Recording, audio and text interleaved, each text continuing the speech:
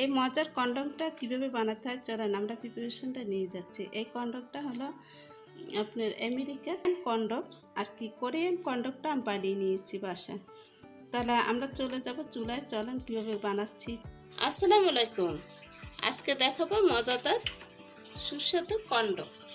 আমি নিজে হাতে সসটা বানিয়ে নিয়েছি। আর এটা হলো বিফ, এটা চিকেন না, এটা হলো বিফ দিয়ে আমি আজকে কন্ডম বানাবো। আর আমি বিফেরটাই বেশি করি, বেশিরভাগে চিকেনটা একটু কম করি, কারণ নিজের হাতে বানানো এগুলো খুবই ভালো লাগে। তাহলে আমি কন্ডমের জন্য যে এটা নিয়েছি, এখানে ময়দা নিয়ে নিলাম, দিয়ে দিচ্ছি দুধ, পাউডার দুধ আর কি, যেটা ডেনিশ স্টার শিপের আমি পাউডার দুধটা এটা ব্যবহার করি। তো এটা আমার কাছে খুবই ভালো লাগে। দিয়ে দিচ্ছি হালকা একটু চিনি।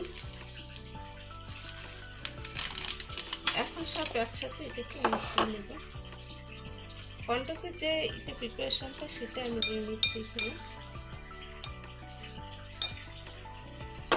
এখানে দিয়ে দিলাম লবণ, লবণটা স্বাদ বুঝে দিয়ে দিবেন। আর এখন দিয়ে দেবো নর্মাল তাপমাত্রা পানি, এটা দুধ দিয়ে আপনারা গুলাতে পারেন।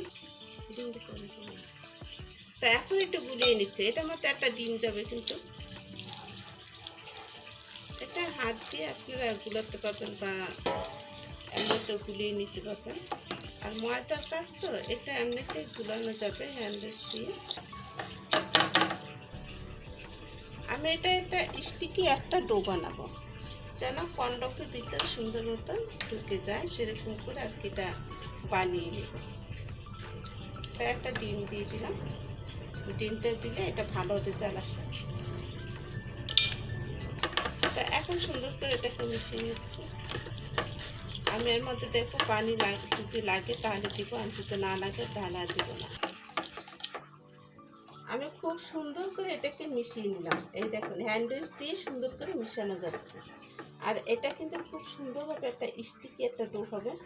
আমি এটাকে রেস্টে রেখে দিচ্ছি, এখন আর গুলাবো না, এখন তো সম্পূর্ণ এটা হয়ে গেছে। এখন এটাকে রেস্টে রেখে দেবো। আলুটা সিদ্ধ করে নেব, সেজন্য একটু লবণ দিয়ে দিচ্ছি। এটা হালকা একটু ছটে করে নেব। এটা না দিলেও হয় আর দিলেও হয়, এটা দিলে আর একটু সৌন্দর্য বাড়িয়ে তুলে। কিন্তু ফুল সিদ্ধ করলাম না, হাফ সিদ্ধ করে নিলাম। হাফ সিদ্ধ করলে হবে কি এটা তাড়াতাড়ি করে হয়ে যাবে। আর ভিতরটা যদি আলু যদি কাঁচা থাকে বা ভিতরের ফুটটাও যদি কাঁচা থাকে তাহলে খুব মজা লাগবে না।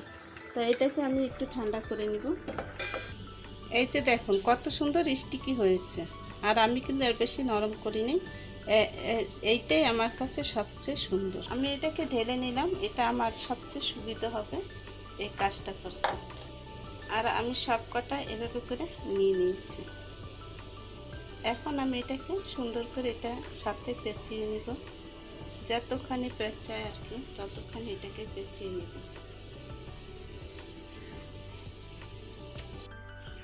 আমি এভাবে করে ঘুরিয়ে দিলাম, তাতে কিন্তু সুবিধা হবে। আমার সব দিক দিয়ে এভাবে করে ঘুরিয়ে নিলাম। আর বেশি দিতে যাবেন না, তাহলে বেশি দিলে কিন্তু এটা পুরি ভাজা হবে, আর এটা কিন্তু ভাজা হবে না। সেই জন্য আমি বলছি আপনারা এভাবে করে নিলে এটা সবচেয়ে সুবিধা হবে। এখন আমি আলুগুলো দিয়ে দিচ্ছি।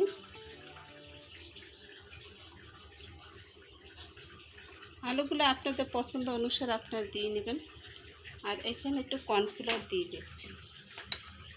হাত আটকানো বন্ধুরা, কীভাবে কী করবো দিশে পাচ্ছি না আর কি। তাই এভাবে করে কর্নফ্লাওয়ার দিয়ে আমি এভাবে করে একটু চেপে চেপে দিয়ে দিচ্ছি।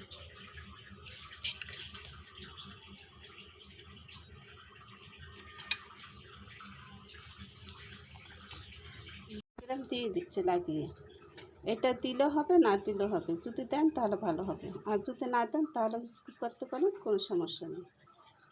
এটা দেখার একটা সৌন্দর্য আর কি। এই আমি বেশি দিলাম না, অল্প করে দিয়ে দিচ্ছি।